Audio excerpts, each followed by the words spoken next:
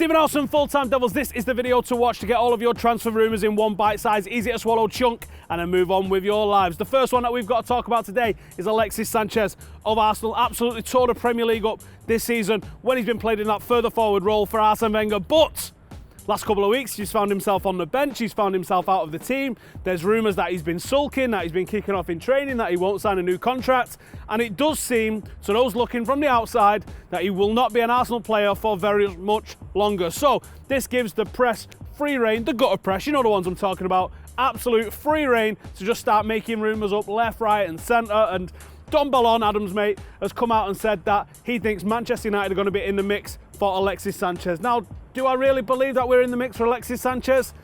I don't. I don't think he fits the profile of player that we're going for. In that sort of position, I think we're pretty well stacked on the left-hand side. I think he'd be a fantastic addition to any side. I'm not saying I don't want the guy. I just don't think we would go in for the guy. I do see him going back to Spain. I do see him potentially maybe going back to Barcelona. I could see him even in the colours of Real Madrid. I don't know how he left it with Barcelona, what the relationship's like there.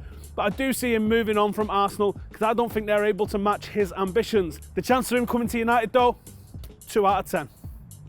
The next one that we've got to talk about then is Bernardeschi of Fiorentina. Now this is a kid that is actually doing very, very well with an up-and-coming team in Serie A, and he's been nicknamed the new Roberto Baggio. And that's a bit of a lazy nickname if you ask me, but I do like the look of him. He's a classy player, he's a good finisher, and he's someone that I do think Italian football is going to latch onto and be a superstar for years to come. But do I think that Manchester United are in for him? Because that's what we're here for, isn't it? No, I don't. I think Manchester United are going to go with someone that's a little bit more powerful, or we're going to go with the likes of Griezmann and we're going to adapt our system to suit. I don't think that Bernardeschi is one that we're in for. He's been linked with United, he's been linked with Chelsea, he's been linked with all those clubs, which basically tells you, oh, we think the guy's going to move, let's just link him to all the places that's going to get us clicks. 1 out of 10 for this. The next one that we've got to talk about then is James Rodriguez, a name that we've brought up so many times on this channel and we spoke about him so much. He seems like an Ed Woodward signing. He's clearly a good player, probably the best player at the last World Cup. He's not really getting that much playing time at Real Madrid. He's someone that's a big asset that they can sell and raise some funds for. So all of the reasons for him being moved on from Real Madrid and going for a big amount of money, they make a lot of sense. But just because things make sense doesn't mean that they're going to come off. He is a player that I can see Woodward wanting. Sports Witness are quoting Marca saying that Jose Mourinho is rubbing his hands together at the prospect of signing James Rodriguez. But I got to ask you this, where would he play?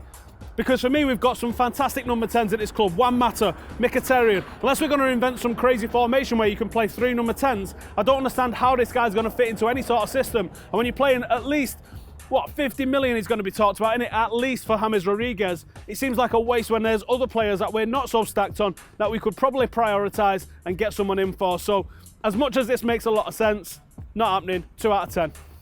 Is a bit of a fresher name, and it's someone we have spoke about, but not quite as much as we have with James Rodriguez, and that's Gianluigi Donnarumma. AC Milan are being carried by this young lad who's he's smashing it as a goalkeeper at the moment. He's a very average Milan side, and he is the star of it. So young, picking up a lot of experience now. The one thing that makes me think that a transfer with Donnarumma can happen, obviously the situation with De Gea, I'll cover it in the outs, but I think one thing that makes you think that a transfer with Donnarumma can happen is the fact that his agent is Mino Raiola, and we know how much that guy loves a signing on fee. Do I think that Donnarumma's ready for the Premier League right now?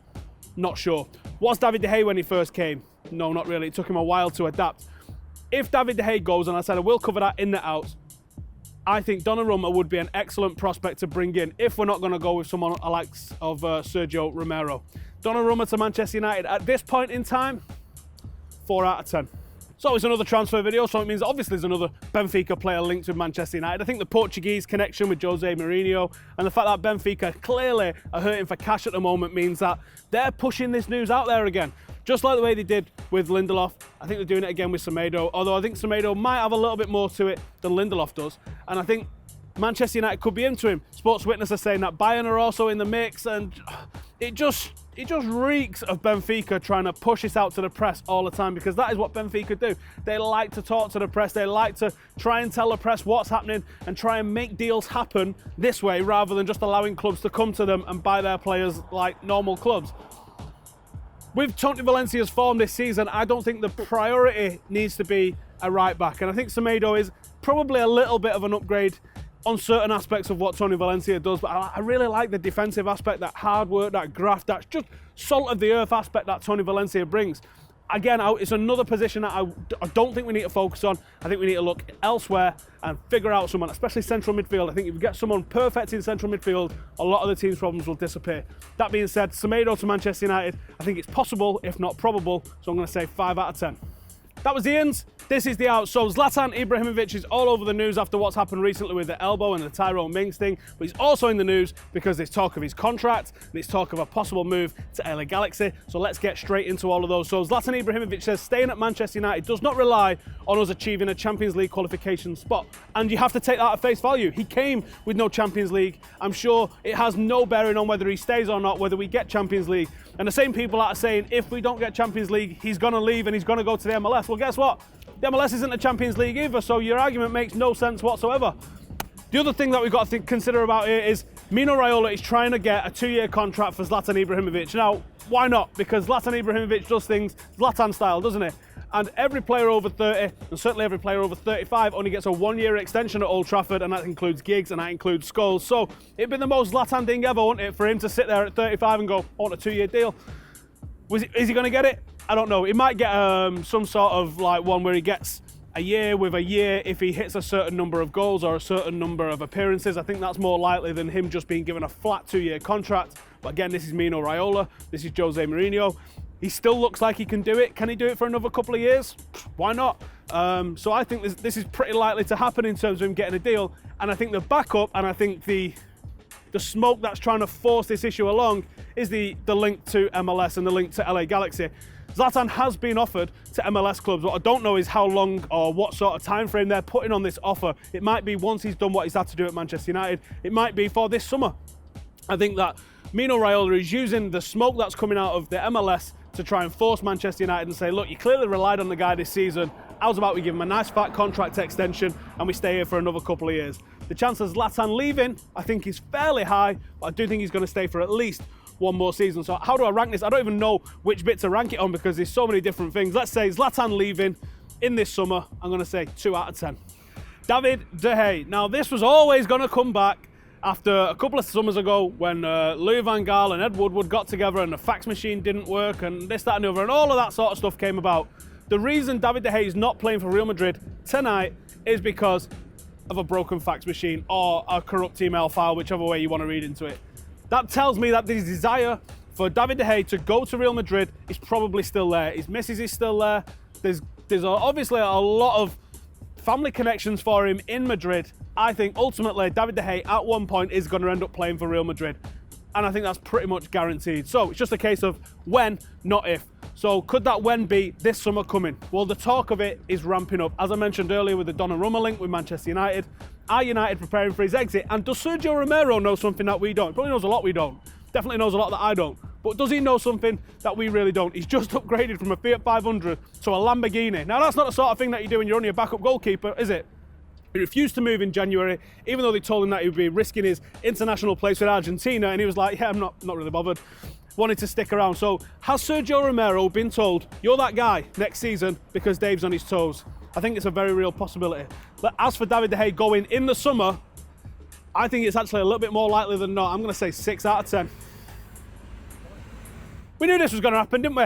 The guy's back in the team and the rumours still haven't stopped. Luke Shaw is leaving. The Mirror say they understand that Luke Shaw has resigned to the fact that his Manchester United career is over and he's going to be out the door in the summer. Is he though? No, for me, he's not. I think that Jose Mourinho's asked him to work on certain things, including fitness in training. He still had that horrific injury, which he's not fully completely over. And I think he looked fine when he came back the other day. So I think Luke Shaw's going to work his way back into Jose Mourinho's plans and be his first choice left back before the end of the season. Is he going anywhere? No. 0 out of 10. Bullshit. Get it out of here. Michael Carrick. Now, all great careers come to an end, and I think Michael Carrick might have been one of the most underrated footballers at Manchester United, surrounded by stars, overshadowed by the likes of Cristiano Ronaldo, Scholes, Rooney throughout his time at Manchester United. But when you look back at what Manchester United achieved with Michael Carrick as a pivotal part of that side, you really start to understand just how good a footballer he is. Excellent with the ball at his feet, Jedi mind tricks when he's defending the ball, and he's very close to the end of his time at Manchester United and possibly the end of his time as a footballer. The BBC have pulled up a quote which said, I will retire if I don't get a new contract, probably retire if I don't get a new contract. And as we said earlier, these players over 30, they're on 1 year rolling contracts. So is Michael Carrick likely to be offered a new deal? I think he probably is. Looking at this Jose Mourinho side, I think it needs a little bit of a help in terms of experience and guidance over this transitional period as we come into a real Jose Mourinho side. I still think we're going to sign a massive first choice central midfielder. Michael Carrick won't be in the team as often, but I do think he will get a new contract, and I think he deserves a new contract. He's just announced his testimonial, which is fully deserved. Excellent service that we've had from Michael Carrick, and I hope that he does get a new deal. So the chances of him getting a new deal, I think it's probably 50-50, so I've got to go 5 out of 10. So that's it for the transfer review. Thank you guys for watching. Let me know in the comments if you've got any opinions on what I've just said. If you think any of them are completely wrong or completely right, let me know in the comments. Is there any rumours that you've seen that you'd like us to cover next week? Also get those in the comments. Thank you for watching. Big fat thumbs up. Subscribe if you haven't already. And I'll see you later.